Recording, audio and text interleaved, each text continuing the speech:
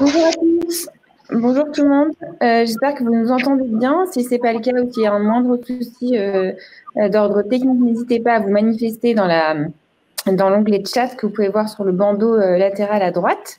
Et alors, bienvenue pour ce petit déjeuner de l'Observatoire du FIC en mode hybride, encore une fois, avec des participants autour de nous dans le locaux du FIC, et puis plusieurs à distance, notamment le général. Alors, avant de rentrer dans le vif du siège, je vais peut-être justement vous présenter les participants du jour. Donc, à ma droite, Arthur Poirier de la société ITLO, du cabinet une bonne partie présenter la perspective juridique et les questions de droit liées au sujet du jour, donc l'invalidation du Privacy Shield. Et puis ensuite, à ma gauche, Clémence Bijade, qui est DPO de la société Outscale. Et à distance, on a Xavier Domecq et Jennifer Jouve, DPO de la société ILEX. Et puis, je ne présente plus le général Nathan Augoire, en haut à gauche dans la petite fenêtre, qui nous rejoint à distance aujourd'hui et à qui je vais laisser la parole pour introduire le sujet du jour. Eh bien, merci Amélie, merci à vous aussi après de présenter nos intervenants, que je remercie. Merci à vous toutes et à vous tous qui rejoignez notre observatoire dans les conditions que vous connaissez et qui risquent de ne pas s'arranger dans les jours à venir. Voilà. Alors, nous avons un sujet qui est absolument superbe aujourd'hui parce que c'est un sujet à la fois juridique, pratique, géopolitique, celui de l'annulation du Privacy Shield par la Cour de justice de l'Union européenne le 16 juillet dernier. Avant de parler effectivement de cette annulation, de cette condition et des conséquences, donc je laisserai à nos invités le soin de vous en parler. Je crois qu'il faut faire un petit retour en arrière pour se souvenir que en 2000, c'était en 26 juillet 2000, mes souvenirs sont exacts, la Commission européenne a pris une décision d'adéquation, c'est-à-dire que les transferts de données vers les États-Unis répondaient à des règles de protection adéquates, satisfaisantes au regard des conditions de la directive 95-46 du Conseil de l'Europe, du Parlement du Conseil européen, qui disait tout simplement, compte tenu de l'état de l'art, si je puis dire, en matière de réglementation européenne, les transferts vers les États-Unis correspondent à de bonnes conditions. Et puis, c'était oublié que Maximilien Schrems et d'autres allaient intervenir, et notamment Maximilien Schrems contre la data protection commissionnaire, donc sur du 6 octobre 2015, va en quelque sorte aboutir à la fin du safe harbor, parce que on va considérer qu'un certain nombre de règles, le juge européen va considérer qu'un certain nombre de règles ne sont pas respectées, que la protection n'est pas assurée. Alors là, évidemment, c'est un séisme. Et on va repartir sur une nouvelle négociation entre l'Europe, la Commission et les États-Unis, en essayant d'apporter de meilleures conditions, de meilleures garanties, des possibilités de règlement extrajudiciaire des litiges, bref, un certain nombre de règles, notamment avec un rendez-vous annuel pour réviser, pour vérifier si ce Privacy Shield est parfaitement correspond parfaitement aux règles espérées. Et il faut quand même savoir que dès novembre 2017, donc juste après la nouvelle déclaration d'adéquation qui est de juillet 2016, le G29, qui est l'ancêtre du Comité européen de protection de données, tire la sonnette d'alarme en disant attention. Nous avons le FISA, c'est-à-dire le Foreign Surveillance Intelligence Surveillance Act, et nous avons l'Executive Order 12333 qui permettent aux autorités américaines de faire une sorte de surveillance généralisée sur les données, et nous ne sommes pas conformes aux règles du droit européen.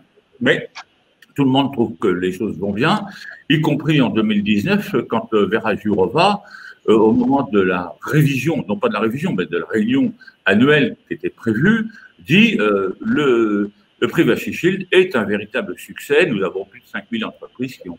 Donc, cocorico, tout le monde va bien. Seulement, voilà, le problème, c'est que depuis, il y a eu aussi le RGPD en 2018, qui lui-même, à part son article 44, a reprécisé les règles en matière d'adéquation.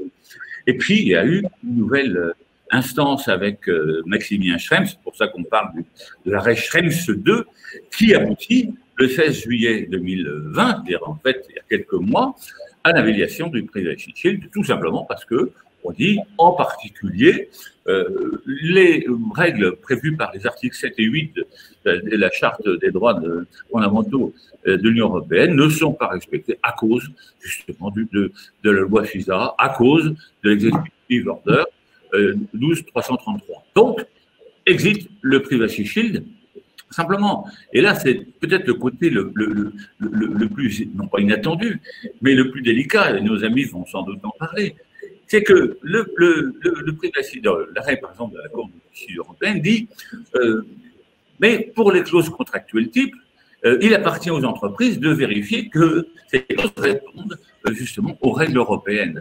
Donc, on renvoie en quelque sorte aux contractants la responsabilité de l'adéquation en quelque sorte des transferts par rapport au règlement européen.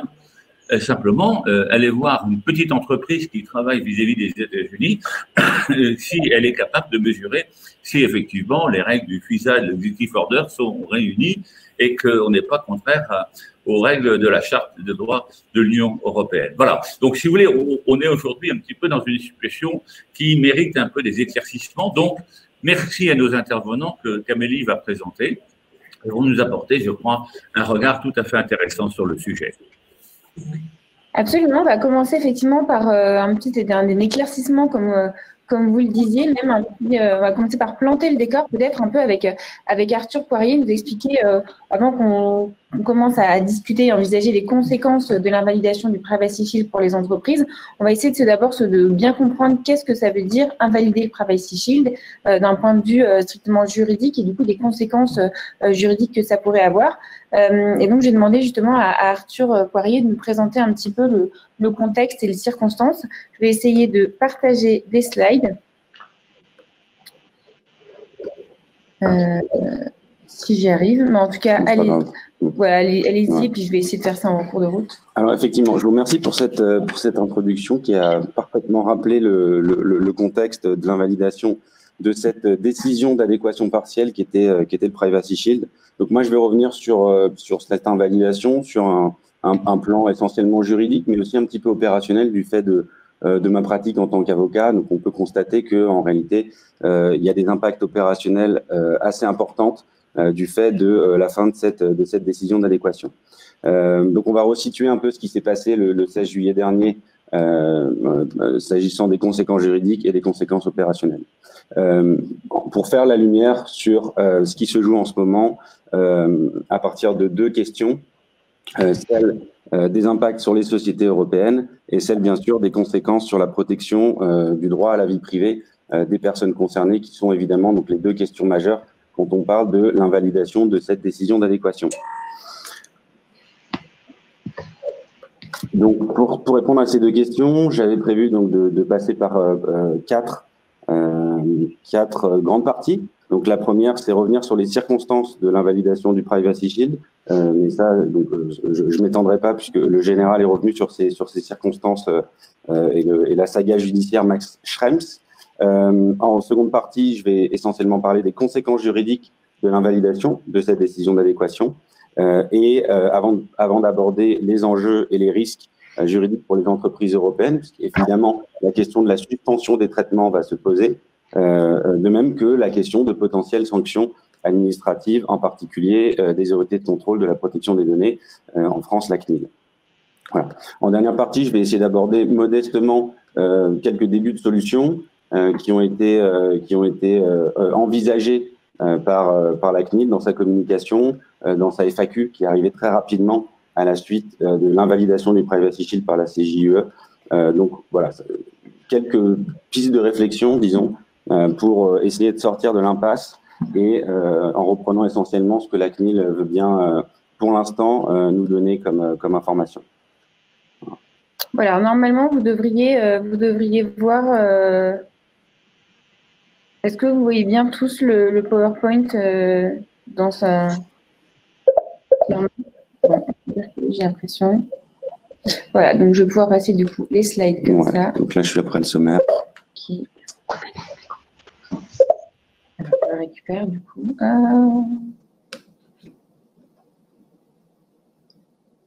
On n'a plus de son finalement. On n'a plus de son. Alors. Voilà. Donc voilà pour les deux principales interrogations. On n'a plus de son. Si, parfait. Je pense que c'est normal parce qu'on présente. Ok, donc on nous entend. Ouais, nous ok, parfaitement. Voilà, parfait. Alors, par contre, les slides. Petit souci technique, mais vous n'en faites pas, nous sommes toujours là. Voilà. Ok, super. Donc voilà pour le sommaire que j'ai déjà présenté. Donc l'invalidation du Privacy Shield. Donc s'agissant des circonstances de l'annulation, le général l'a dit. Hein, donc il s'agissait d'une décision, peut-être dire deux mots sur ce qu'était le Privacy Shield juridiquement.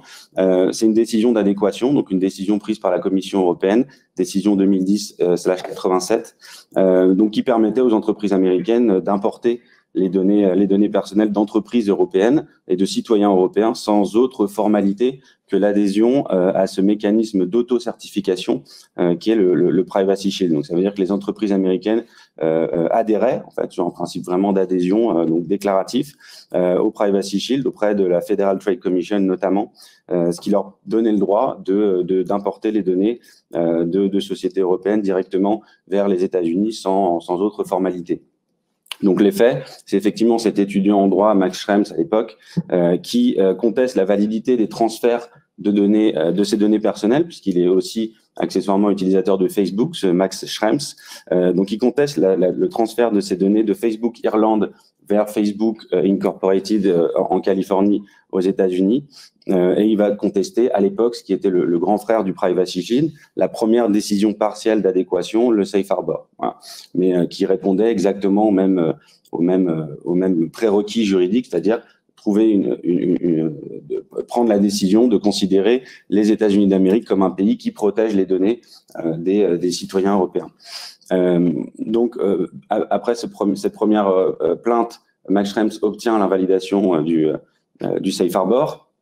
L'autorité de contrôle irlandaise lui propose de revoir sa question, puisque entre-temps, le Privacy Shield a été adopté. Donc, Max Schrems, évidemment, revoit sa question et cible dans sa deuxième requête le Privacy Shield.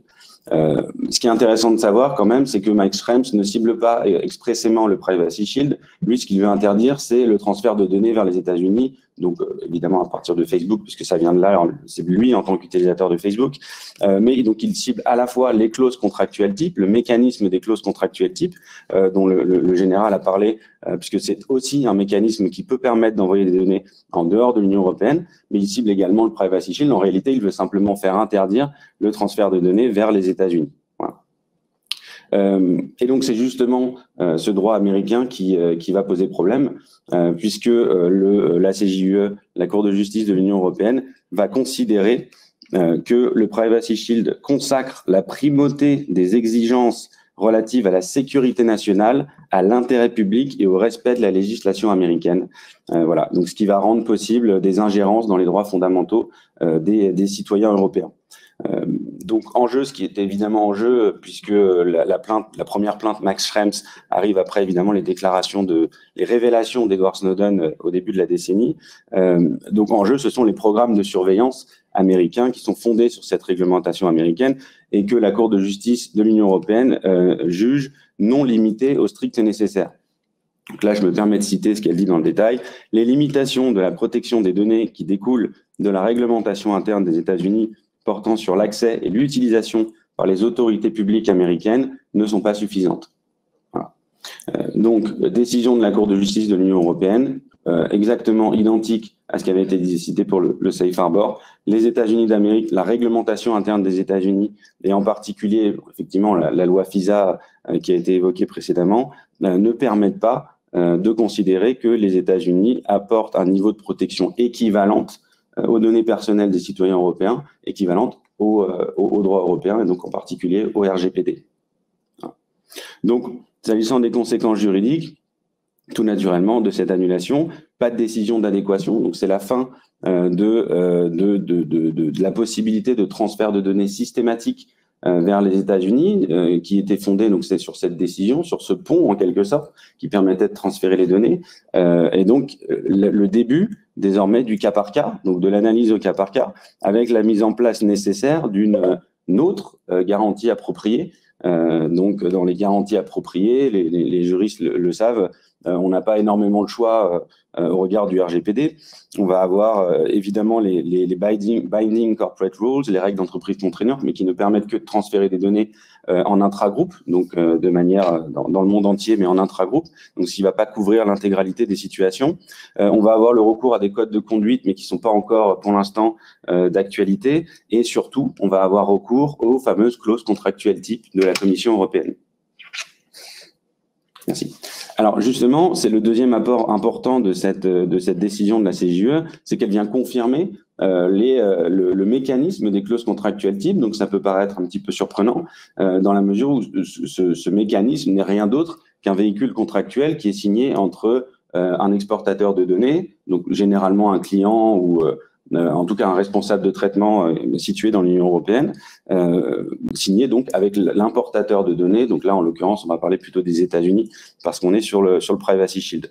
Donc la Cour confirme a priori le mécanisme des clauses contractuelles type, mais ne pouvait pas, évidemment, dans le même temps qu'elle invalide le Privacy Shield, se contenter de dire, très bien, il suffit de passer par ce véhicule contractuel que sont les clauses contractuelles type. Voilà. Donc, elle va venir compliquer radicalement les pratiques aujourd'hui des acteurs économiques européens en instaurant cette idée d'une analyse de risque préalable à la mise en œuvre des clauses contractuelles type. Voilà. Donc, cette analyse de risque, on la connaît, le général a commencé à l'évoquer, c'est-à-dire qu'il va falloir se demander si finalement mon transfert de données personnelles en dehors de l'Union européenne permet de respecter le droit des personnes, et donc on va aller regarder ce qu'il y a dans la réglementation américaine. Voilà. Et donc ça, c'est tout le problème, c'est-à-dire qu'on va remettre aux acteurs économiques, aux acteurs privés, le soin de vérifier au préalable, à la transmission de données et donc à la signature de clauses contractuelles type, que le niveau de protection est bien respecté. Voilà. Donc quelque chose qui a pris 10 ans à la Commission européenne, maintenant on va a priori le demander au cas par cas aux acteurs économiques. Voilà.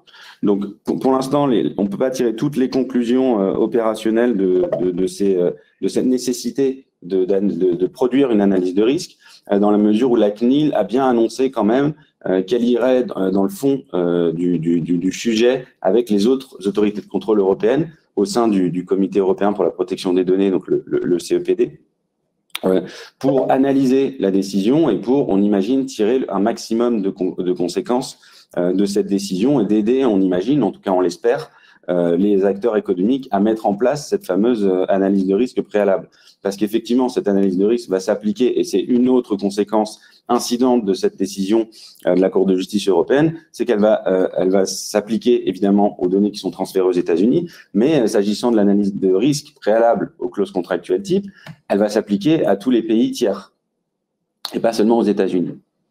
Voilà. Donc le mécanisme des clauses contractuelles type va être extrêmement complexifié, ce qui nous fait nous poser la question des enjeux et des risques d'une suspension ou d'une continuité dans le transfert des données aux États-Unis. C'est évidemment un sujet qui se pose, c'est évidemment illégal en l'état, puisque aujourd'hui les clauses contractuelles type qui n'ont pas été soutenues par une analyse de risque favorable ne peuvent plus justifier le transfert, juridiquement, le transfert de données vers les États-Unis ou même vers un pays tiers qui ne bénéficie pas d'une décision d'adéquation. Alors, il faut quand même préciser, et ça le CEPD l'a dit, la CNIL aussi, il n'y aura évidemment pas d'effet rétroactif, donc tous les transferts qui ont été faits jusqu'ici ne sont pas susceptibles de justifier une sanction ou de justifier un recours ou une action en justice. Aujourd'hui, on a quand même les actions de groupe sur la protection des données. Donc, pas d'effet rétroactif. Néanmoins, pas de moratoire accordé. Donc, une application depuis maintenant un moment, depuis le 16 juillet, depuis l'apparition de cette décision, l'entrée en vigueur de l'invalidation du Privacy Shield. Et donc, nécessairement, cette question des acteurs économiques, doit-on suspendre les traitements? Et donc, enfin, en particulier les transferts de données vers des pays tiers. S'agissant des risques, bon, je reviens pas dessus, je pense que tout le monde les connaît.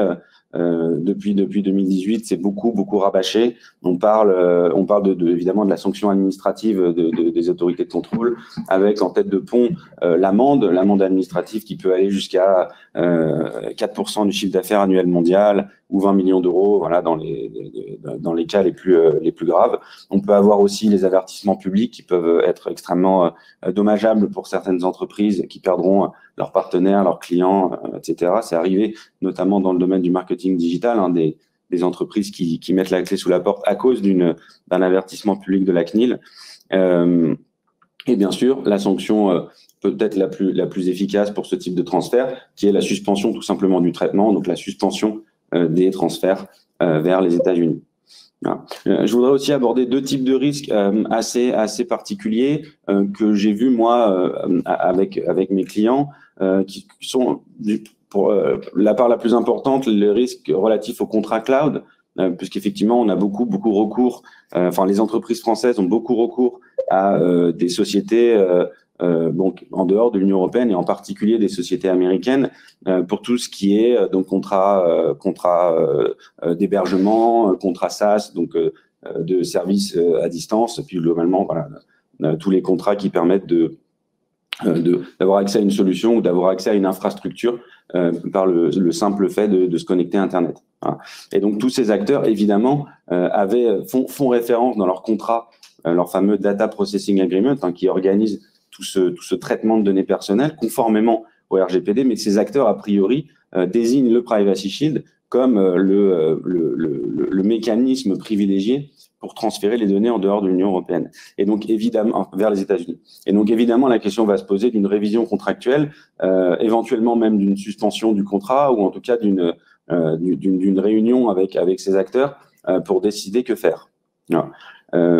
Donc ça, c'est les risques en termes de volume. Je pense que ce sont les risques opérationnels, ou en tout cas les enjeux opérationnels les plus visibles.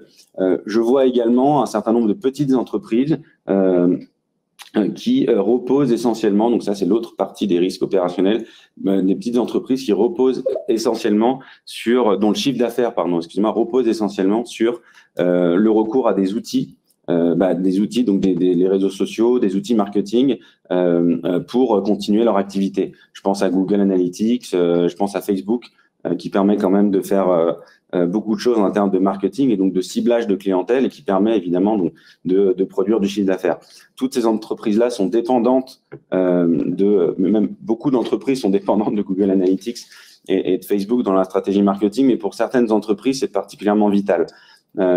Et donc, ces entreprises-là sont particulièrement dépendantes de la question qui va être, de la réponse qui va être apportée par ces acteurs, ces grands acteurs du numérique, à ce défi de la Cour de justice de l'Union européenne, et donc parce que ces petits acteurs n'ont en fait aucune marge de manœuvre, aucun pouvoir de négociation par rapport à ces acteurs qui leur permettent en réalité de vivre. Voilà. Donc voilà pour les enjeux, les risques que je vois, donc autant sur le plan juridique, sanctions administratives, que sur le plan opérationnel, puis-je continuer mon activité. Donc, une fois qu'on a dit ça, la question se pose de savoir ce qu'on peut faire pour réagir, donc à la fois vis-à-vis de ces prestataires cloud, de ces GAFAM avec qui on contracte et a priori qui envoient les données personnelles des personnes concernées vers les États-Unis. La première, c'est évidemment, je l'ai évoqué, les clauses contractuelles type qui demeurent un mécanisme valable, la CJUE le dit très clairement, un mécanisme valable pour justifier un transfert de données en dehors des États-Unis. Pour autant, on attend des précisions puisque il va falloir accompagner ces clauses contractuelles type au préalable d'une analyse de risque et d'une analyse même de la législation du pays dans lequel on souhaite envoyer les données à caractère personnel. Donc là, on attend des précisions du CEPD et de la CNIL, puisque pour l'instant, même pour nous, professionnels du droit, ça reste quand même assez flou. Voilà. On voit mal comment concilier une décision qui nous dit que les États-Unis n'apportent pas une protection équivalente aux données personnelles équivalente à celle du RGPD, et dans le même temps nous dire signer un contrat et tout ira bien. Voilà. L'autre solution qui est évoquée, enfin en tout cas piste de réflexion, mais qui est évoquée par la CNIL dans ses communications récentes, c'est le recours aux exceptions de l'article 49 du RGPD. Ces exceptions qui donc sont bien connues des juristes spécialisés en matière de protection des données, qui jusqu'ici n'étaient pas du tout un recours privilégié pour fonder un transfert de données en dehors de l'Union européenne. Pour être bien clair, on avait surtout des décisions d'adéquation, donc qui vont concerner des pays tels que le Canada, la Suisse, dernièrement le Japon, l'Argentine, un nombre de pays très restreint. On avait les clauses contractuelles type, on avait évidemment le Privacy Shield pour les États-Unis, et on avait à peu près les BCR. C'était à peu près les grands mécanismes qui nous permettaient de transférer les données, mais personne ne se fondait pour continuer son activité à utiliser ces exceptions de l'article 49. Pourquoi? C'est parce que tout simplement ces exceptions, ce ne sont pas des garanties. Voilà. Donc ce sont des justifications. Par exemple, je vais transférer les données du fait qu'une personne me demande de les transférer pour exécuter un contrat. Voilà, ça pour autant, le CEPD nous avait bien averti sur le fait que cela doit rester extraordinaire ou en tout cas inhabituel, que ça ne doit pas concerner mon activité courante. L'autre exception, qui pourrait être selon moi une possibilité peut-être plus efficace, c'est le fait de demander le consentement, donc de recueillir le consentement des personnes concernées avant de transférer leurs données aux États-Unis, leurs données dans un pays tiers. Ce recueil de consentement doit être accompagné, c'est donc le règlement, le RGPD qui nous le dit, mais aussi confirmé par le CEPD, doit être accompagné d'une présentation loyale, transparente, extrêmement détaillée des risques encourus par ces personnes si les données venaient bien à être transférées avec leur consentement évidemment dans un pays tiers. Donc finalement les conséquences pour la vie privée des personnes, on a vu que s'agissant des acteurs économiques, les impacts sont plutôt négatifs puisque on a créé là une grande incertitude pour les acteurs économiques qui ont évidemment des transferts de données récurrents. Si vous faites la révision de tous vos contrats, essentiellement de prestataires ou voilà, de contrats d'agence marketing, etc., vous verrez que vous avez forcément des transferts qui partent vers les États-Unis et donc nécessairement, ça va vous en coûter et il va falloir revoir ces contrats-là et les réviser. Bon, s'agissant des acteurs économiques, c'est une chose. S'agissant de la vie privée des personnes, on a quand même une avancée de la CJUE qui prend une décision importante et qui met fin à cette légitimité d'un transfert de données systématique, massif, vers un État tiers dont on sait qu'il n'est pas conforme au RGPD. Donc ça, c'est quand même une avancée assez significative. On pourrait aussi citer dans les avantages de cette décision le fait que désormais les acteurs économiques européens doivent faire attention dès lors qu'ils font appel à un prestataire, dès lors qu'ils se mettent en partenariat avec des pays tiers, et en faisant attention, peut-être privilégieront-ils des solutions européennes, voire même des solutions françaises. Voilà, donc on a cet aspect positif. Je veux quand même parler d'un aspect un peu négatif qui témoigne pas forcément d'un renoncement, mais en tout cas d'un léger flottement au niveau européen dans la réponse apportée justement à cette machine américaine de droit extraterritorial, d'utilisation massive des données, qui est donc aujourd'hui, ce que nous dit la CNIL quand même, c'est qu'une partie des transferts va être fondée sur les fameuses exceptions de cet article 49 que j'ai évoqué et qui ne sont pas des garanties. Voilà. Donc le fait même d'envisager de transférer les données en dehors de l'Union sans avoir recours à des garanties me semble, pour moi, c'est mon opinion personnelle, un petit peu étonnant. Voilà, donc en renvoyant évidemment à la responsabilité individuelle de chacun, en disant veuillez consenter. Voilà, on vous propose de consentir au transfert, on vous affiche les risques, mais pour autant vos données ne seront pas protégées au standard donc du RGPD et de la protection des données au sens de la charte des droits européennes. Voilà. Parfait. Merci. Alors oui, en effet, si vous avez des questions, n'hésitez pas. je vois qu'il y a plusieurs d'entre vous qui ont déjà envoyé des petites questions dans l'onglet chat. N'hésitez pas à bien les envoyer dans l'onglet questions, ça me permettra de les retrouver plus facilement, plus facilement à la fin de la séance. Et donc, on prendra effectivement un petit peu de temps, bien entendu, après les échanges pour répondre à vos questions.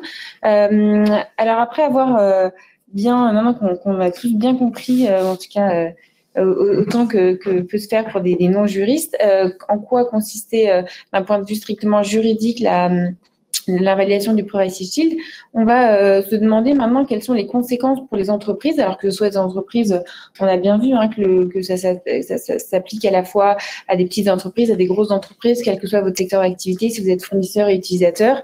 Et ça tombe bien parce qu'on a un petit peu une compilation de tout ça autour de la table et à distance. Alors, d'abord, on va commencer donc à se demander plus précisément, pour une entreprise utilisatrice, comment elle doit faire pour comprendre, identifier les risques auxquels elle est éventuellement exposée et faire son autodiagnostic en fait de la situation, si je peux utiliser ces termes. Je vais peut-être demander à Jennifer et Xavier, qui sont donc DPO externes de la société ILEX, de nous parler un petit peu de ça, comment on fait une analyse de risque, comment on cartographie les risques et quels sont les critères et les points de vigilance à garder en tête quand on s'auto-diagnostique. Merci Amélie. Alors nous allons introduire un petit peu une vision de notre accompagnement chez nos clients parce qu'effectivement, Ideologisme est un cabinet de conseil sur les aspects DPO et RSSI. Donc Jennifer Jouve qui est DPO certifié de l'AFNOR et moi-même qui suis diplômé de l'INSJ en protection des entreprises, on accompagne nos clients sur une vision relativement globale du sujet. Donc, effectivement, nous sommes DPO d'ILEX et nous sommes DPO d'un certain nombre d'autres entités avec cette double casquette à la fois conformité réglementaire et mesures de sécurité qui accompagnent ces aspects. Donc, nous, on a effectivement noté trois grandes approches, c'est-à-dire que vous avez déjà les problématiques internes de l'entreprise avec les solutions de type SaaS qui sont utilisées pour les commodités de l'entreprise. Et puis, vous avez les applications de type cœur de métier. Donc, c'est un point qui est fondamental parce que lorsqu'on accompagne ILEX, qui est un éditeur de logiciels français de solutions de sécurité, qui est membre fondateur d'Exatrust, ils ont cette volonté, cette dimension de réaliser un accompagnement de leurs clients eux-mêmes dans le respect des réglementations. Donc, c'est quand même un enjeu majeur pour eux. Donc, il y a effectivement, dans ces applications cœur de métier, on se trouve les cas de figure. Le premier auquel appartient ILEX, qui est d'avoir anticipé ce type de problématique. Donc, quand on est un acteur de la sécurité, acteur français, la réflexion de son passage en mode SaaS était accompagnée d'une notion de souveraineté par rapport aux informations qui étaient détenues, les informations de sécurité. Donc là, on a un premier cas de figure qu'on va détailler ultérieurement. Après, vous avez le second cas de figure qui est, nous avions des clients qui étaient en cours de choix de solutions d'hébergeurs de type Clouder et qui avaient effectivement dans leur panel l'ensemble des GAFAM et qui avaient une orientation de par les services apportés par ce type de Clouder qui sont des services managés de qualité, la volonté d'aller vers ces Clouders et qui se retrouvent en cours de l'été à devoir se lever la tête et se dire est-ce qu'on va faire le bon choix. Et puis après, vous avez ceux qui étaient déjà partis et qui avaient déjà mis leurs applications cœur de métier dans des SaaS de type SaaS ou autres chez les GAFAM et qui là se disent mais comment on fait maintenant pour respecter la réglementation. Et donc là, on a plusieurs cas de figure que l'on va étudier dans le cadre de Noretex, où effectivement, on a quelles sont les mesures de sécurité que l'on peut mettre en œuvre pour pouvoir conserver la confidentialité de nos données, la protection des données personnelles. Et on parle beaucoup des données personnelles, mais effectivement, là, moi, j'ai un prisme qui est aussi les données stratégiques, parce que les accès ne se limitent pas aux accès de données personnelles, mais vraiment aux données stratégiques des entreprises. Et comme l'a dit le général, on peut être petit acteur français, PME, et avoir de la donnée stratégique qui intéresse parce qu'on est fournisseur d'Airbus ou on est fournisseur d'un grand et on a une technologie qui mérite d'être protégée. Donc, ce sont des cas de figure que l'on rencontre et effectivement, on a cet aspect-là à l'esprit lorsqu'on mène nos missions de DPO parce qu'effectivement, on ne peut pas laisser nos clients se débrouiller tout seuls. Il y a les aspects juridiques qui ont été évoqués, puis il y a les aspects concurrentiels de compétitivité. Pardonnez-moi d'intervenir, juste une des conséquences de la fin du Privacy Shield, c'est le problème concernant Health Data Hub. Vous savez que les données de santé, qui sont les données les plus sensibles, article 9 du RGPD, ne peuvent plus être exportées aux États-Unis, alors que l'on sait que Microsoft Azure, aux Pays-Bas, stocke, héberge nos données. Alors là, on a une combinaison entre Privacy Shield, si je puis dire, et le Cloud Act. C'est-à-dire qu'en fait, on a un risque de pénétration, si je puis dire, dans nos systèmes, du fait du Cloud Act. Donc, vous voyez c'est quand même des mécanismes qui sont tous imbriqués, intriqués les uns dans les autres et qui nous amènent à des Tout à fait. questions Alors, juridiques importantes. C'est dans les retours d'expérience que l'on comptait aborder, dans le cas numéro 2, qui consistait à avoir un choix justement de Clouder et se retrouver, donc il y avait le Health Data Hub et cette invalidation où en fait l'acteur qu'on ne citera pas mais qui est du monde médical qui souhaitait aller sur une technologie de type Azure lève la tête et se dit il faut peut-être que je réfléchisse autrement et que je change mon fusil d'épaule. Donc ça sera le cas numéro 2. Mais effectivement, on va reprendre par exemple ceux qui avaient anticipé, le cas d'Ilex typiquement, qui avait effectivement choisi d'aller sur une technologie souveraine de stockage de données pour pouvoir poser leur application SaaS. Était confronté à une certaine époque, on va dire, pas si lointaine, à avoir un positionnement qui était peut-être un peu exotique parce que n'utilisant pas les bons services et qui se retrouve à l'heure actuelle devenir un choix stratégique fort parce qu'ils peuvent garantir à leurs clients que leurs données resteront en France. Donc ça devient un avantage concurrentiel fort vis-à-vis de leurs compétiteurs sur le domaine. Donc ça c'est un élément important. Je vais passer la parole à ma collègue qui les accompagne au quotidien sur justement leur approche interne et externe, donc externe pour les solutions qu'ils mettent à disposition de leurs clients, et puis leurs propres solutions internes de gestion de personnel, de tout un tas d'activités que l'on trouve au quotidien. Ah oui, c'est vrai que nous, chez Idélogis, quand on est DPO, c'est toujours une équipe qui est avec une personne qui est plus juridique et une personne qui est, en gros, des ingénieurs sécurité. C'est toujours le DPO, c'est jamais une personne. On couvre les deux spectres en fait. Et donc, pour Ilex, pour le coup, le côté sécurité est moins important compte tenu du fait que c'est leur métier.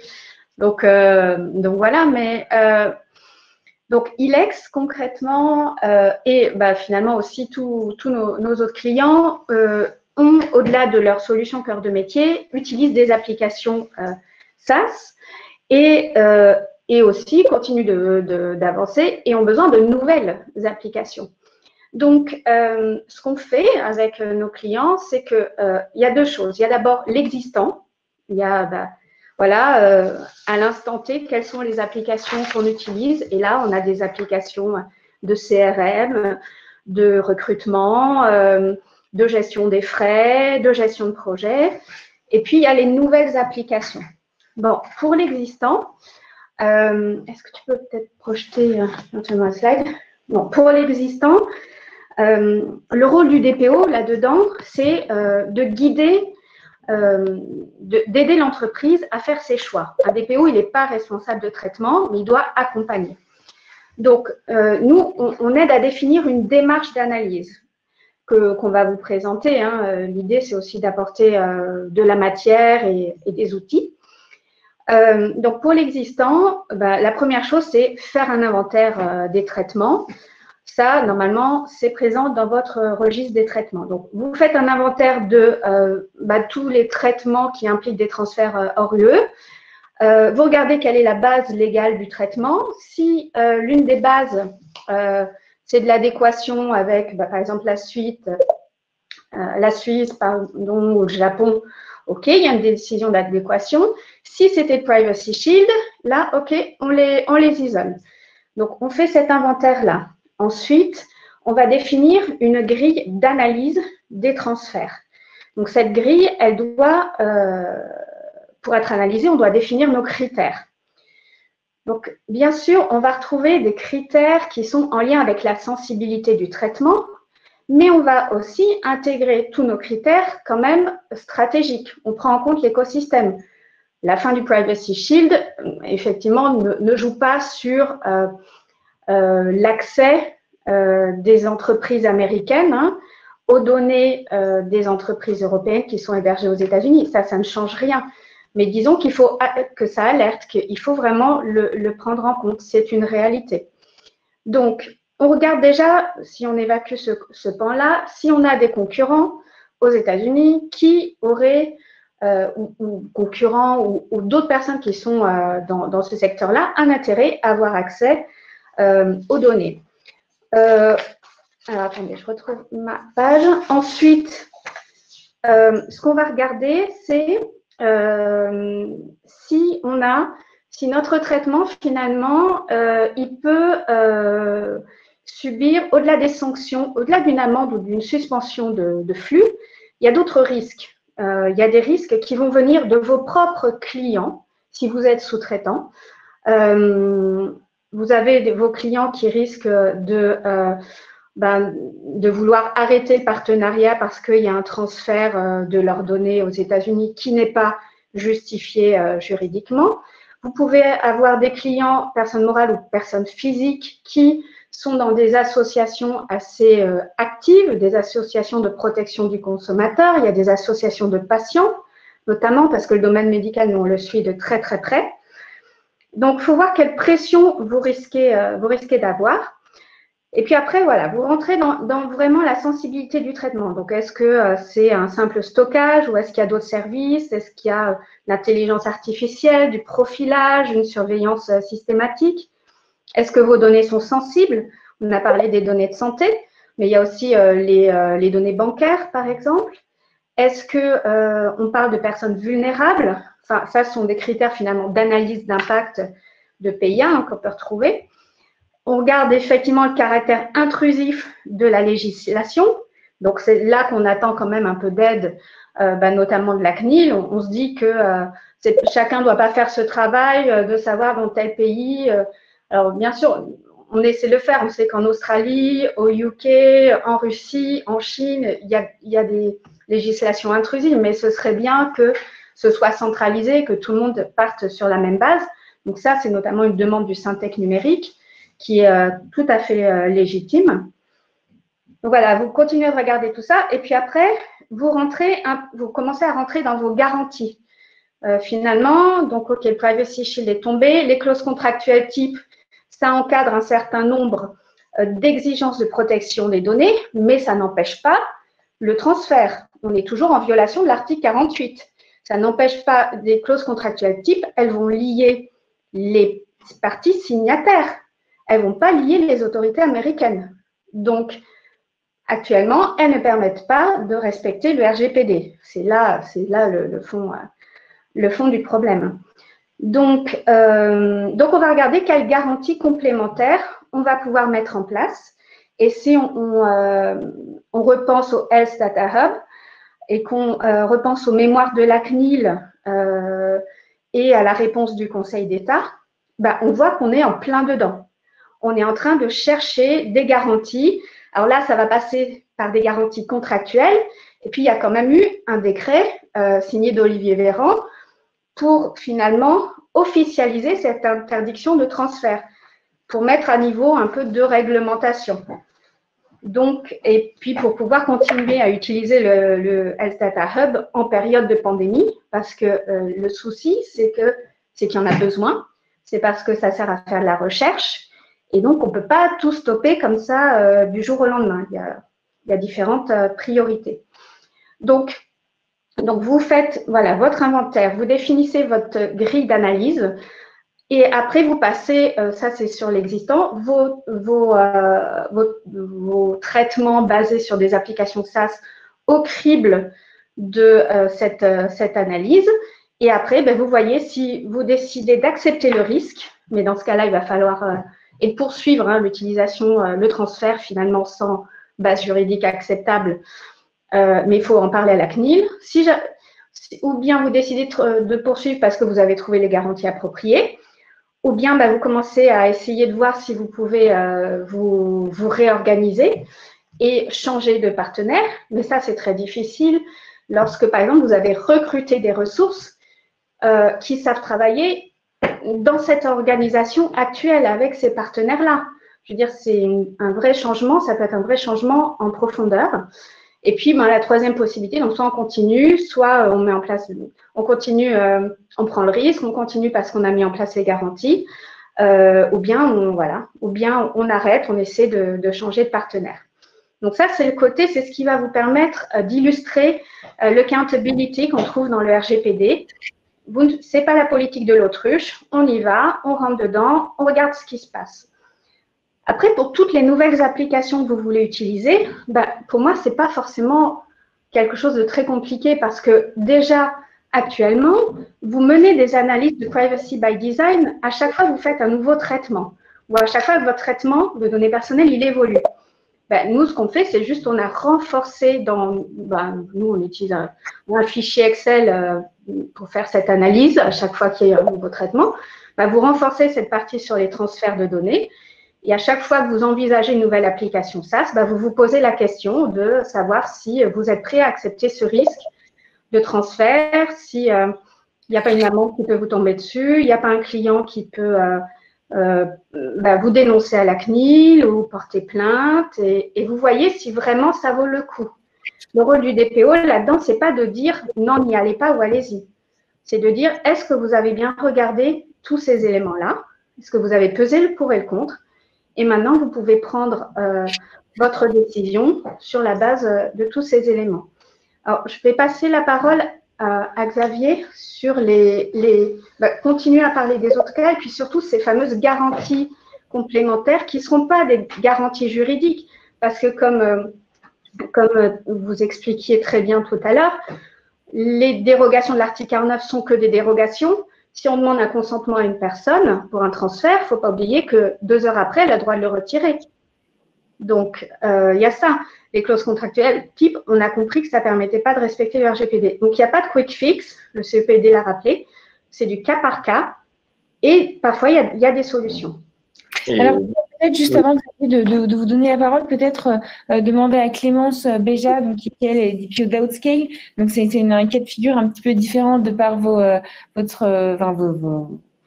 secteurs d'activité. Et du coup, avant d'aller un peu plus en détail dans les garanties, je pense que c'est intéressant qu'on voit d'abord la façon dont vous avez géré les choses, enfin, vous gérez les choses au quotidien, parce que c'est encore évidemment un sujet de tous les jours. Est-ce que les enjeux sont les mêmes pour vous que ce que viennent nous présenter Xavier et Jennifer? Est-ce que vous aussi, vous avez ce travail de cartographie? Est-ce qu'il passe par les mêmes étapes?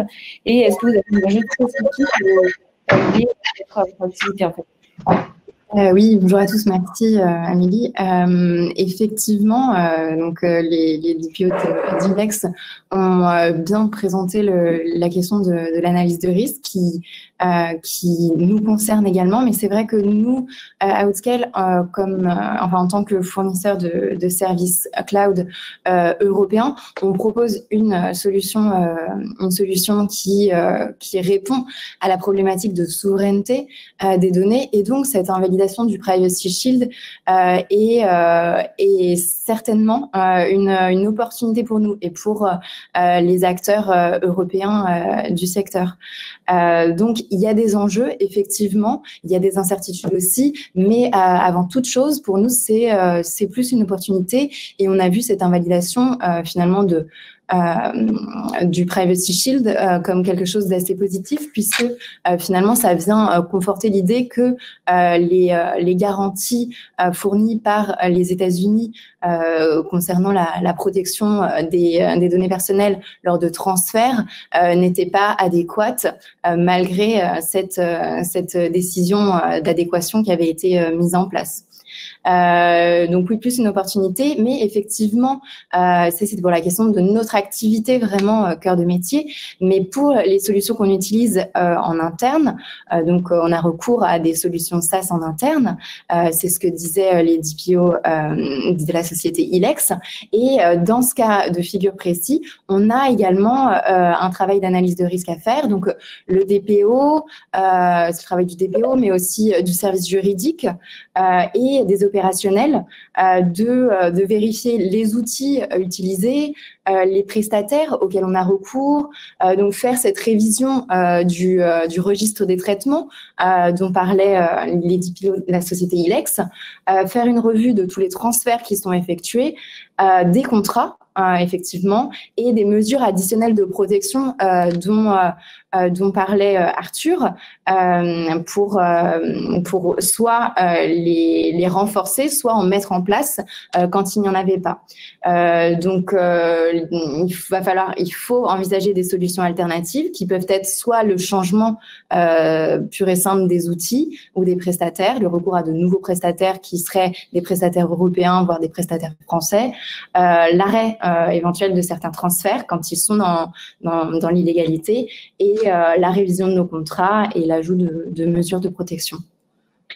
Et alors, de même que vous faites un espèce d'analyse de risque sur les applications et les solutions que vous utilisez déjà, je crois que Jennifer en a rapidement évoqué, mais quand vous prenez un nouveau fournisseur, est-ce qu'il y a aussi toute une grille de critères oui, tout à fait, qui est déjà faite. Donc, c'est vrai que c'est plus facile dans ce cas de figure-là, puisqu'on a recours au process qui est déjà existant, et donc on fait l'analyse de risque sur le coup. Donc, c'est plus facile de choisir et de respecter cette exigence de souveraineté, même si pour nous, c'était déjà un critère de sélection. Sauf que c'est vrai que parfois, il n'y a pas de solution européenne. On veut vraiment, on veut avoir recours à une solution, et les Européens ou les Français ne proposent pas de solution. Donc là, on se trouve un peu dans une impasse.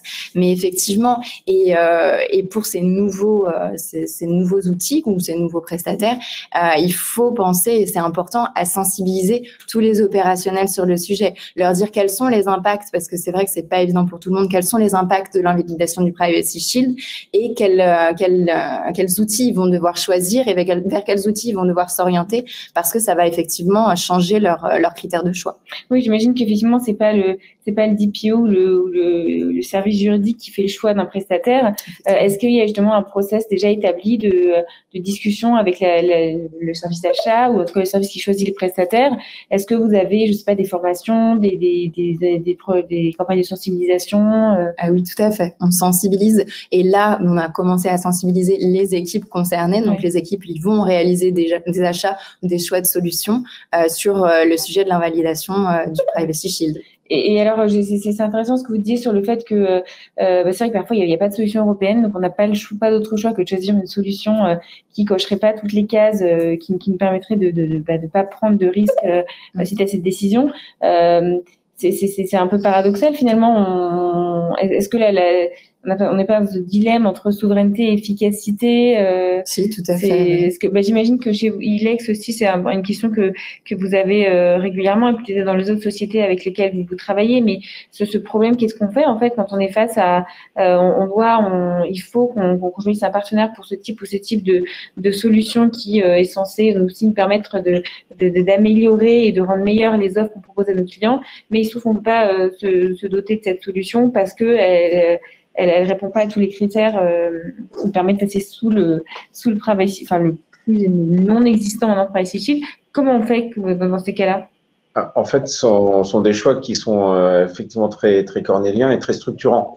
Dans les garanties complémentaires, il y a effectivement cette capacité à devoir prendre une décision forte qui est, par exemple, le cas qu'on avait évoqué avec le général de notre client du monde médical qui était en plein choix et qui, grâce à la solution américaine, pouvait avoir un certain nombre de services managés de qualité, a dû se résoudre après notre analyse de risque, malgré les notions de chiffrement que met à disposition le clouder américain, s'est résigné à avoir, on va dire, un service moins efficient, un peu dégradé, mais à respecter la réglementation et surtout à la réglementation par rapport à ses données personnelles et aussi par rapport à ses données stratégiques où il ne souhaitait pas effectivement trop les exposer.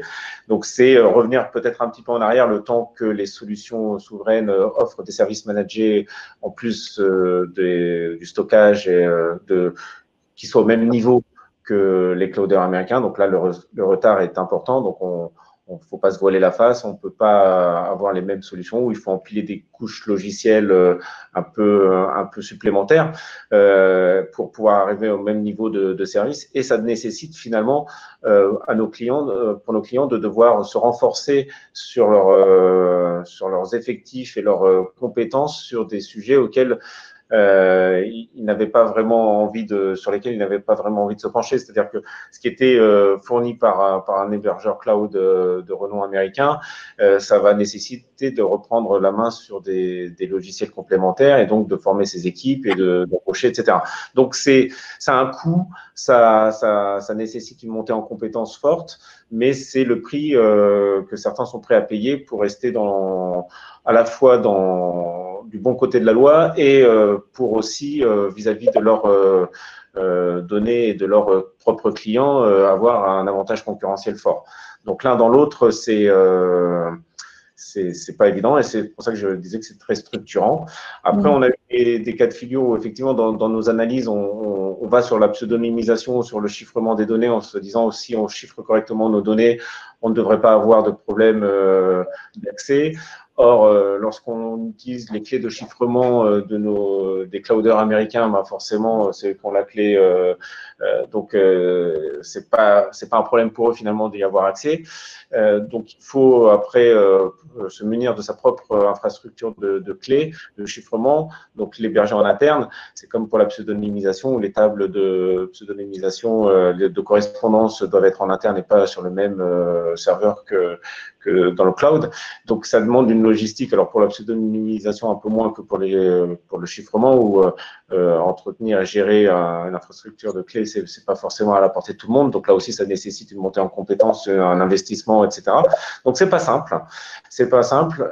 Donc, c'est des questions qu'il faut se poser et qui sont forcément structurantes. Et puis, il y a le troisième cas de figure parce que ça concerne quand même beaucoup d'entreprises qui sont déjà partis sur les services managés des clouders américains et qui sont tellement enferrés, se demandent comment ils vont faire pour pouvoir soit en sortir, soit respecter la règle. Donc, après avoir fait une analyse de risque et comme l'a détaillé Jennifer précédemment, c'est pas évident. Et nous, chez Ideologisme, l'aspect sécurité nous permet aussi d'apporter des éléments, par exemple, organisationnel, tel que la classification des données. C'est-à-dire qu'une fois que vous êtes déjà parti dans le cloud, il est toujours temps, il n'est jamais trop tard, d'analyser un petit peu ce qu'on y a mis et de les classer et de remettre un certain nombre de process organisationnels de traitement de l'information lorsque celle-ci a été identifiée comme étant sensible. Alors, c'est vrai pour les données personnelles et c'est vrai pour les données stratégiques. Vous avez compris notre mantra sur le sujet.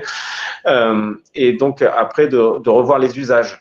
Et typiquement, de pouvoir réinternaliser une partie de ces données sensibles sur des clouds souverains ou en interne et conserver un certain nombre de services qui restent dans le cloud, chez le clouder américain.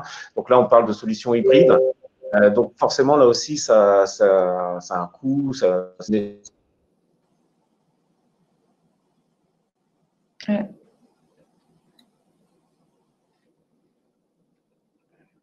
On n'entend plus, on n'a plus de son. Je peux plus, ouais.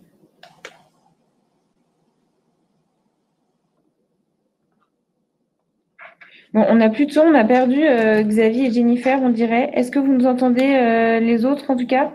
Est-ce que vous m'entendez, moi? Ah, voilà, c'est revenu. De l'autre côté, en tout cas, c'est revenu. Voilà, on vous a un peu perdu. Je vous entends parfaitement. Voilà, je pense que… Bon, bah, écoutez, ça a l'air d'être revenu. Xavier, est-ce que vous nous entendez? Est-ce que…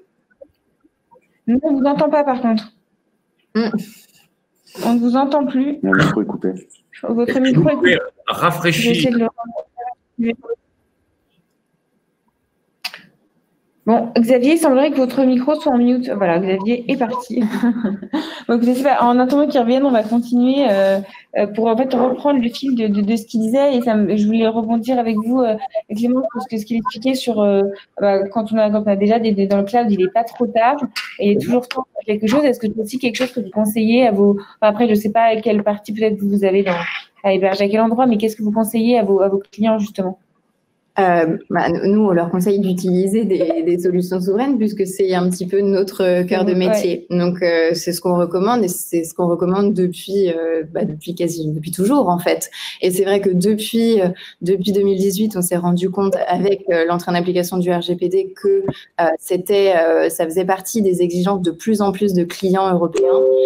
Et là, avec l'invalidation du Privacy Shield, ça remonte aussi comme une exigence fondamentale pour les clients de choisir des solutions souveraines. Donc finalement, on a dit depuis le début et on voit bien que l'invalidation du Privacy Shield, c'est un vrai coût pour les entreprises, un coût financier, un coût humain. Il faut, vous parlez tout à l'heure, Xavier, de la montée en compétences, utiliser l'équipe, il faut faire plein de changements organisationnels, de process, de fonctionnement, de fournisseurs. Enfin, c'est un travail énorme et c'est un coût considérable pour les entreprises.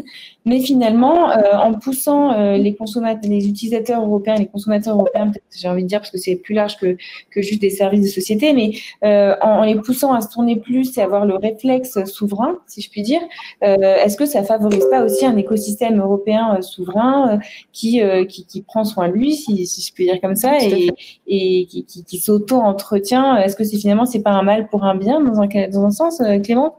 Pour nous, oui, on est tout à fait sur cette vision de la chose. Ouais. Mais c'est vrai que ça a un coût non négligeable pour les entreprises de faire le changement quand il y avait déjà des solutions américaines d'utiliser. Ouais. Et alors justement, on en attend des résultats des travaux de la CNIL, mais aussi plus largement de toutes les CNIL européennes qui sont toutes face à ce même problème en ce moment. Est-ce que c'est ce climat un peu de flou, d'incertitude, dans quelle mesure ça ajoute à ce coût déjà considérable pour les entreprises, et qu'est-ce qu'on peut en attendre, quel dénouement on peut en attendre? Au niveau français, la CNIL a déjà un petit peu donné des pistes, voire a clairement énoncé son point de vue, comme le mentionnait, je crois, le général et les DPO de la société ILEX, avec le mémoire en observation qu'elle a rendu dans le contexte de la problématique du Health Data Hub. C'est-à-dire qu'elle a dit clairement que les données de citoyens européens ne peuvent plus être confiées à des prestataires américains. C'était assez limpide. Après, c'est vrai qu'une position européenne pourrait clarifier un petit peu, et surtout par rapport aux solutions, aux alternatives, à une décision d'adéquation peut-être des États-Unis à venir, même si avec les législations américaines, ça paraît très improbable et très complexe. Et alors justement, vous chez ILEX, et peut-être de manière plus générale vers les clients que vous conseillez, comment ils perçoivent cette est-ce que vous avez plus sollicité, je veux dire, en ce moment, quelle est la part d'inquiétude des sociétés justement sur ce point? Alors, on a des sociétés effectivement qui s'inquiètent et qui essayent de mesurer tout ce qu'on vient de dire, c'est avoir l'impact l'impact qui les attend. Et puis, on a qui font un peu soit la politique d'autruche, soit qui se laissent bercer par les discours rassurants, forcément des clouders concernés américains, et qui se disent, bon, pour l'instant, on va passer à travers les gouttes et on va avancer. Donc, ça suscite quand même pas mal d'intérêt et de réactions, et on a beaucoup de sollicitations sur le sujet à l'heure actuelle. Que ce soit sur l'anticipation ou sur la partie réaction et ce qu'on a appelé les garanties complémentaires. Donc, c'est vrai que là, on sent qu'il il y a une effervescence. Il y a quelques années, pas si longtemps que ça, on avait essayé de créer des clouds souverains en France et même en Europe. Les initiatives n'avaient pas trouvé leur succès, leurs clients, mais ça n'avait pas été jusqu'au bout. Il y a une nouvelle initiative européenne qui est relancée avec GaiaX. On peut espérer que on trouve des solutions et qu'on puisse accompagner nos clients vers des solutions hybrides ou souveraines ou au moins hybrides qui leur permettraient de bénéficier de services d'applications managées, services managés de qualité et puis le temps que le cloud souverain se mette à niveau. Donc ça, c'est quelque chose de tout à fait envisageable et je pense que Outscale doit aussi sentir frémir le marché et c'est voilà, et nous aussi, on accompagne nos clients de plus en plus, on a des sollicitations sur ce type de réflexion. Et sur la mise en oui, non, j'allais vous proposer, Clément, justement, de rebondir sur cette question de GaiaX. Je ne sais pas si vous voulez en parler aujourd'hui, mais en tout cas, Outscale, il est quand même un des gros acteurs principaux de GaiaX. Donc peut-être juste vous en dire 2 mots et voir comment on peut lier les 2 problématiques.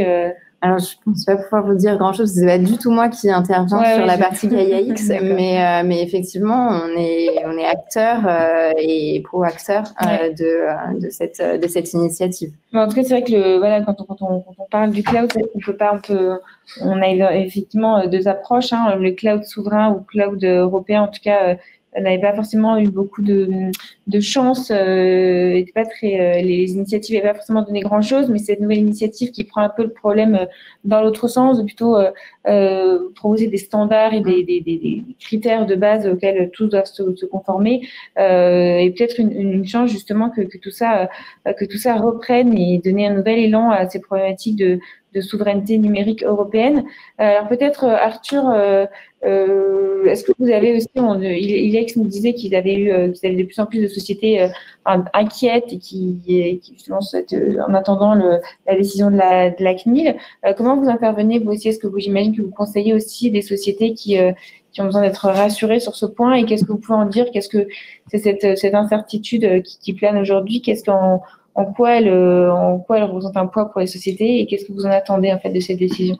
C'est essentiellement des incertitudes. Hein. Nous, on n'a pas de. Donc, Ilex parlait de quick fix. C'est vrai que nous, juridiquement, on n'a pas de quick fix non plus. Il n'y a pas grand-chose à faire. Donc, on peut les rassurer en leur disant de faire une analyse coût-avantage.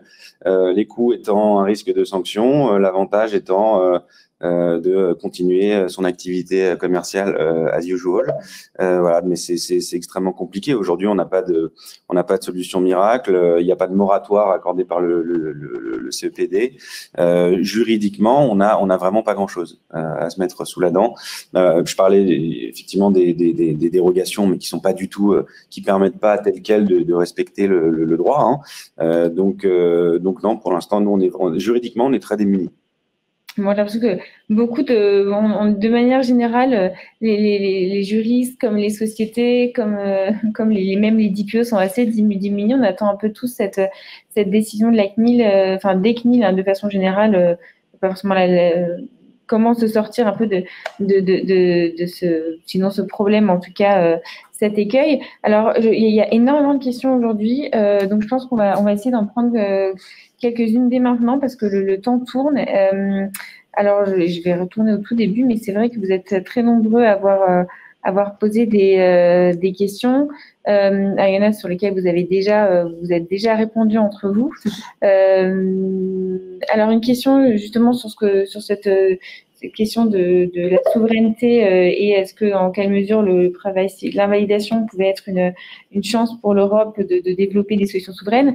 On a une question ici, est-ce que cette invalidation ne devrait pas inciter les GAFAM à davantage stocker et traiter les données des Européens dans l'UE, ce qui serait finalement bénéfique aux intérêts économiques européens? Arthur, je vous vois. Oui, oui, ça serait la réponse. C'est pour ça que tout à l'heure, je parlais de dépendance des acteurs européens par rapport à la réponse qui va être apportée par les GAFAM à cet arrêt de la CJUE, mais ça serait évidemment la première réponse positive. Là, on a vu, je crois que Facebook, en tout cas des avocats ou des lobbyistes de Facebook sont allés en Irlande prôner le fait que les données sont bien protégées, que la décision n'est pas bonne, etc. J'espère qu'ils vont du coup changer de fusil d'épaule et puis se dire acceptons cette décision de la Cour de justice de l'Union européenne et mettons en place les mesures qui permettent de s'y conformer. Donc effectivement, ça passe par une relocalisation. Ça passe aussi, si on va aller jusqu'au bout, par la séparation et une absence de contrôle de la maison mère américaine, de la filiale éventuellement française ou européenne, puisque bon, je vois beaucoup de commentaires sur le Cloud Act. Bon, le Cloud Act, ça s'éloigne un peu du sujet Privacy Shield, puisque le CEPD avait dit clairement que de toute manière, le Privacy Shield ne permettait pas de transférer les données. Voilà, de toute manière, le transfert sous l'empire du Cloud Act est illégal au regard de l'article 48 dont Index parlait tout à l'heure. Donc finalement, le fait que le Privacy Shield soit invalidé ou non, le CEPD considérait, donc dans un avis, mais qui n'a pas été traduit en français, considérait déjà qu'en fait le transfert des données vers les États-Unis, lorsqu'elles sont demandées par des autorités américaines en dehors des traités d'assistance mutuelle, était de toute façon illicite. Voilà, donc là-dedans, l'invalidation du Privacy Shield ne change pas exactement la donne. Mais c'est vrai que si on va aller jusqu'au bout de la démarche dans la protection des données, mais des données personnelles comme des données stratégiques d'ailleurs, il faudra à la fois relocaliser et en plus de ça couper ce lien, ce fameux contrôle de la société mère américaine vis-à-vis de sa société européenne, ce qui paraît un peu difficile à faire et à évaluer aussi pour nous Européens, puisque la notion de contrôle est extrêmement fluctuante et interprétable. C'est un cas de figure très compliqué pour nos amis GAFAM parce que ils ont avec l'Europe un marché conséquent et eux aussi ils sentent que ça va devenir très compliqué pour eux de continuer à travailler. Donc ils sont obligés d'essayer de trouver des parades. Mais même en relocalisant, ce qui est déjà une première étape plutôt intéressante, effectivement, comme on vient de l'évoquer, couper le lien avec la maison mère et ne pas donner suite aux injonctions de l'État américain, ça va être très très compliqué parce qu'ils resteront Microsoft, ils resteront Amazon, ils resteront Google.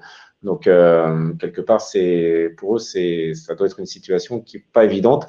Donc je ne doute pas un seul instant qu'ils travaillent à trouver des solutions ou au moins essayer. Voilà, c'est pas simple. La CNIL, vraiment le mémoire de la CNIL destiné au Conseil d'État dans le cadre du contentieux, là, en référé avec comment c'est, la Société du logiciel libre, je crois, ou l'Association du logiciel libre, qui a donné lieu justement à cette décision du Conseil d'État sur le Health Data Hub, aborde des garanties en disant bon bah déjà, il faudrait que Microsoft arrête de traiter tout ce qui est incident en dehors de l'Europe. Ça, on relocalise. Et puis, il faudrait aussi elle demande quand même un avenant au contrat principal. Et dans le contrat, il était dit que Microsoft n'aurait pas accès aux données, sauf cas exceptionnel. Et dans ce cas-là, un ingénieur pouvait potentiellement avoir accès. Donc là, la CNIL, elle dit ça, non. Ça, on ne veut plus en entendre parler. Et puis, pareil, Microsoft, dans le contrat, disait, bon, bah voilà, il n'y aura pas de transfert vers les États-Unis, rien du tout, sauf si la loi l'exige. La CNIL aussi a dit, ça, c'est pareil, on ne veut plus en entendre parler. Et donc, quand le Conseil d'État a dit, OK, on peut continuer l'utilisation de la plateforme, n'oublions pas qu'elle a dit, à condition que sous 15 jours, il y ait un avenant au contrat, qui en fait, cet avenant, il a vocation à stopper toute surveillance. Je ne sais pas comment un avenant peut faire ça, mais je pense que c'est pour ça que derrière, il y a eu un décret. Mais c'est ambitieux. Comment une entreprise peut s'engager à ne pas répondre à une injonction de produire des informations de son propre État, quoi. Donc, c'est complexe. D'où l'importance, nous, ce qu'on prône, c'est quand même cette classification des données.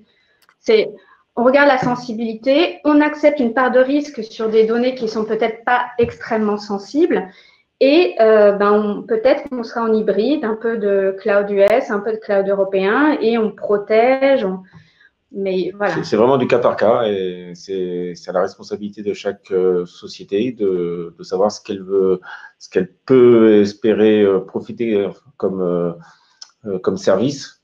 les services dont on peut vouloir profiter, puis les règles stratégiques qui font qu'il faut protéger sa donnée et surveiller, la stocker en local ou dans un cloud souverain, etc. Donc là, il y a des vrais choix à faire et cette analyse-là ne fait que débuter, je pense.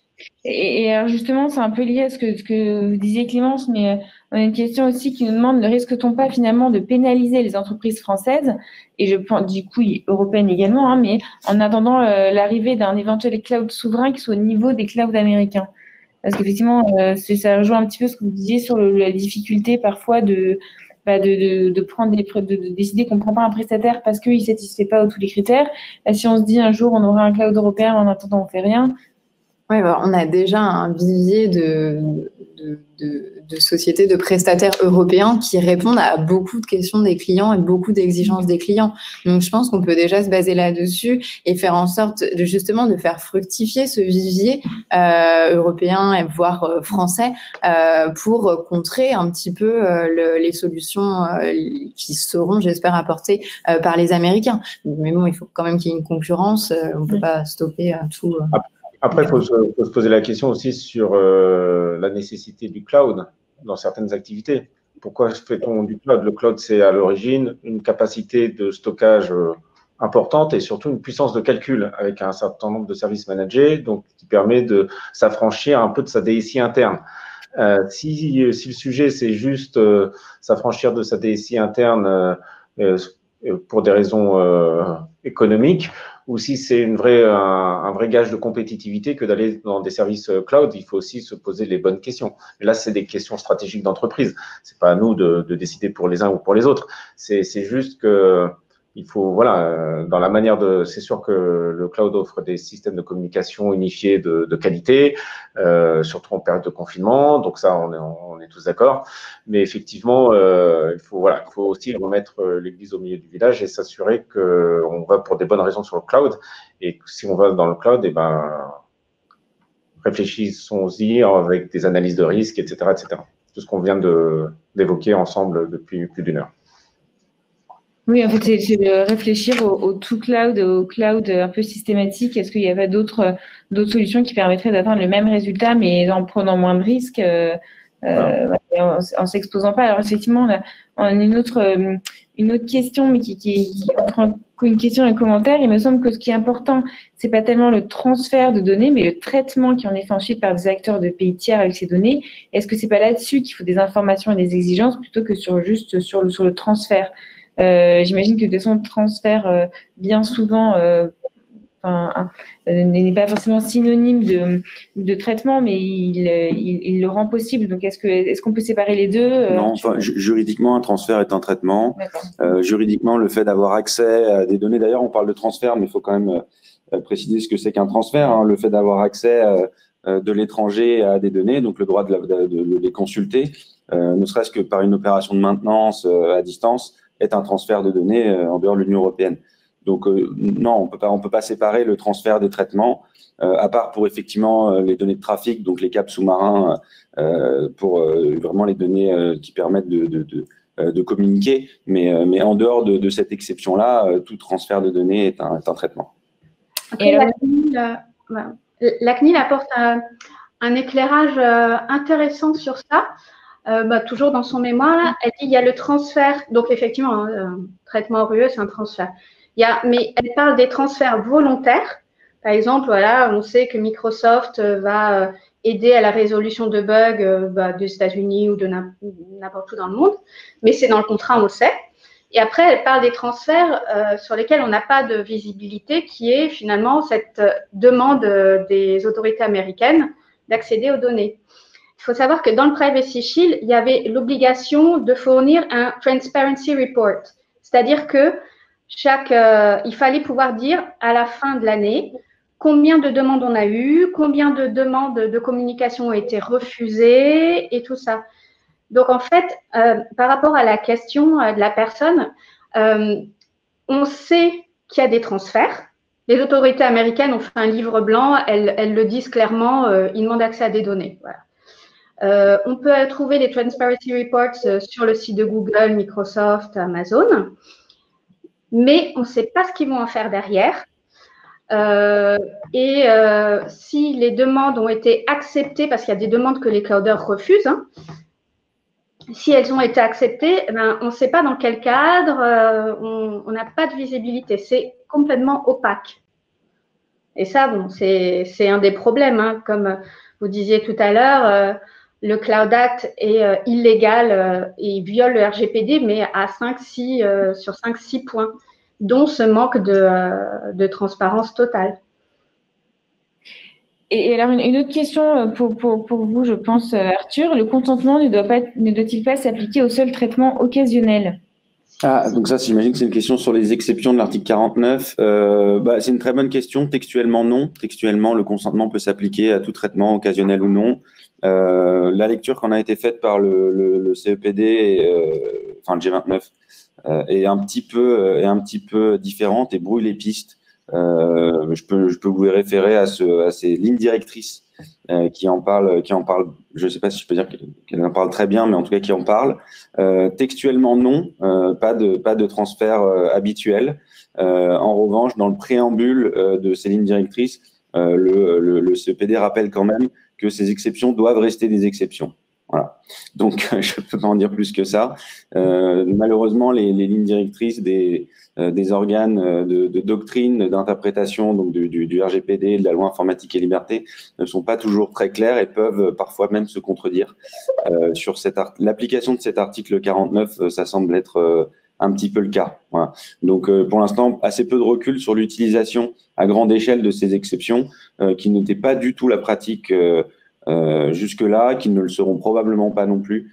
Voilà, moi je les ai mentionnés parce que la CNIL les envisage dans ses communications et je trouvais ça un petit peu étonnant.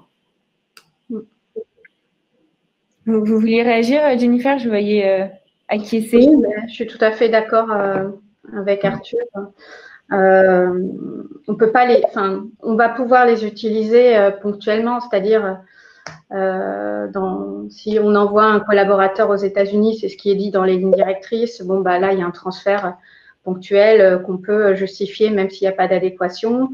Et puis le consentement, si vous mettez en place une solution SaaS que vous voulez l'héberger chez un clouder américain, vous avez vocation à avoir, je ne sais pas, au début 3000 et puis 10 000 clients sur cette application. Vous leur demandez le consentement.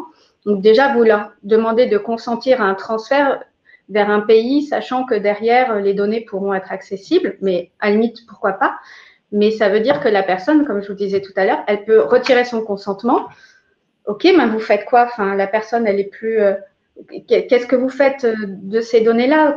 Est-ce que vous avez une solution alternative pour basculer ces données? Puis elle vous redonne le consentement, puis elle le retire à nouveau. C'est pas viable. C'est pas viable dans la durée. Clément, je vous voyais réagir. Non, mais je suis entièrement d'accord. En fait, la problématique avec le consentement, c'est que la personne peut le retirer à tout moment. Donc, c'est une sécurité, c'est bien pour la protection des données personnelles des individus, mais pour une société qui, comme le disait Jennifer, a 10 000 clients, je pense que c'est pas pérenne comme solution. Bon, donc consentement, c'est encore un point qui n'est pas forcément satisfaisant.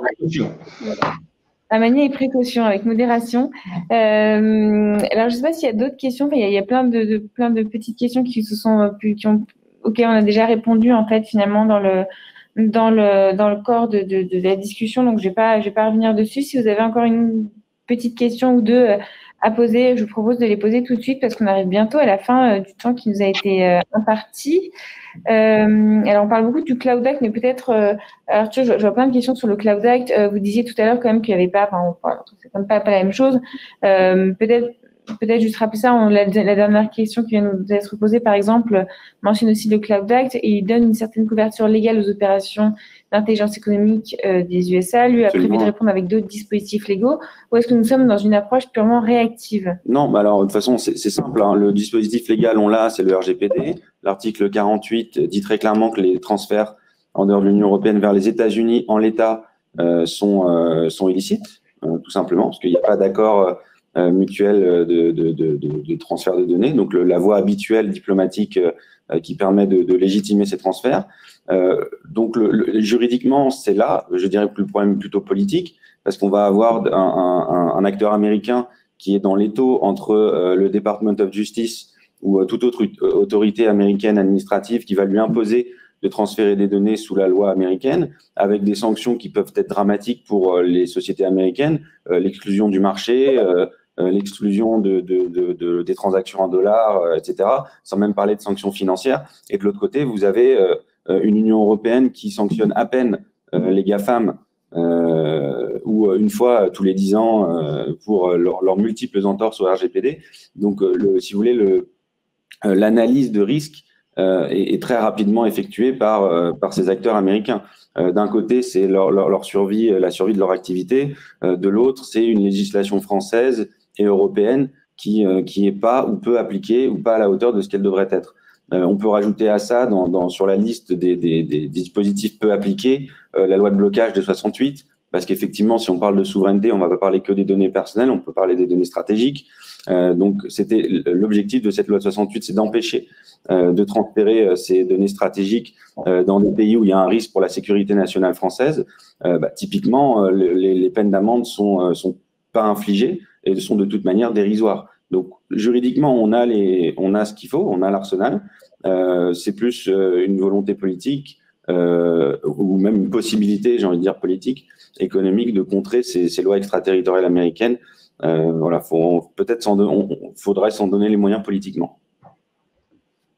Donc c'est souvent le nerf de la guerre, hein, la volonté politique de mettre les choses en place, mais même si là, ça dépend pas uniquement de nous, malheureusement, parce qu'on a quelqu'un en face et on peut pas faire tout seul. Avec ça, on arrive à la fin de la session d'aujourd'hui. Le chat va être encore, je pense, actif quelques minutes, donc n'hésitez pas, si vous voulez continuer à bavarder, à défaut de pouvoir vous recevoir pour bavarder autour d'un café, vous pouvez toujours le faire sur le chat, c'est moins sympa, mais malheureusement, c'est tout ce qu'on peut vous proposer pour le moment. Et puis on espère de toute façon vous retrouver bientôt un jour, comme on le faisait avant, dans les petits déjeuners physiques, hein, au cercle des Célestins. En général, est-ce que je vous laisse le mot de la fin? Bon, écoutez, le mot de la fin, je ne sais pas, parce que je crois que tout reste encore très ouvert. Merci à nos intervenants, parce que je pense que leur intervention a été particulièrement éclairante pour nous toutes et nous tous. Moi, j'ai l'impression qu'on a, avec cette question-là, une question de souveraineté à plusieurs étages. D'abord, la souveraineté individuelle, mon ego, mon moi numérique, comment est-il protégé, ma vie privée, mes données à caractère personnel.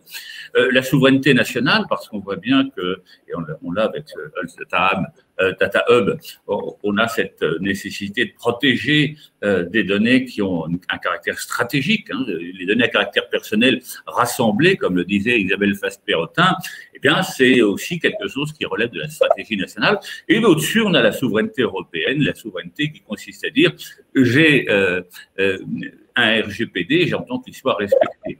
Et finalement, tout ça, c'est un peu comme des poupées russes. D'abord, moi, petit, l'État, l'Europe, et peut-être une certaine conception à l'échelle planétaire justement de la notion de vie privée et de données à caractère personnel. Il me semble quand même, alors là, ce sont les avocats spécialisés qui le diront, que la Cour de justice européenne, elle est dans son rôle, elle dit le droit. Bon, parfois, elle interprète un petit peu d'une manière discutable. On l'a vu récemment avec l'arrêt sur les données de connexion qui me paraît quand même assez problématique quand on sait que ce sont des juges européens qui décident de notre sécurité nationale. Bon, ça, c'est une parenthèse que j'ouvre et que je ferme en même temps. Mais il me semble que jamais le droit, à l'ère du numérique, le droit européen n'a eu autant de conséquences pratiques sur la vie quotidienne, sur la vie des entreprises. De tout temps, quand on a tranché un litige, quand on a dit le droit, il y avait toujours des conséquences, mais elles étaient relativement simples. Or là, on constate que ces conséquences, elles ont des effets systémiques, c'est-à-dire qu'en fait, tout est impacté et on ne sait pas très bien toujours par quel bout commencer. Et là, je pense qu'il y a un sacré job pour les legal tech, pour nos avocats qui ont compris qu'il fallait se lancer dans le numérique, parce que on aura certainement besoin de conseils et d'éclaircissements pour pouvoir continuer. En tout cas, voilà ce que je voulais simplement dire en guise de clôture ou de remerciement à tous ceux qui nous ont suivis. Nous étions assez nombreux, je crois. J'espère que toutes les questions auront trouvé réponse. Mais n'oubliez pas que l'Observatoire FIC va continuer, quelles que soient les annonces qui seront faites ce soir ou demain. Et nous allons continuer parce que face à la Covid-19, nous résistons et nous résistons avec les moyens qui sont les nôtres et qui sont des moyens numériques. En tout cas, merci à Amélie et à toute l'équipe, la team FIC CIS, pour avoir organisé ce petit déjeuner, bon, sans café et sans croissant, mais l'essentiel, c'est ce qui a été dit. En tout cas, je remercie nos intervenants une dernière fois. Merci à tous. Donc, à très bientôt pour le prochain petit déjeuner, donc au mois de novembre. On communiquera la date très prochainement et le sujet également. Et en attendant, bah, écoutez, bonne fin de journée et à très bientôt. Merci, Amélie. À bientôt. Au revoir.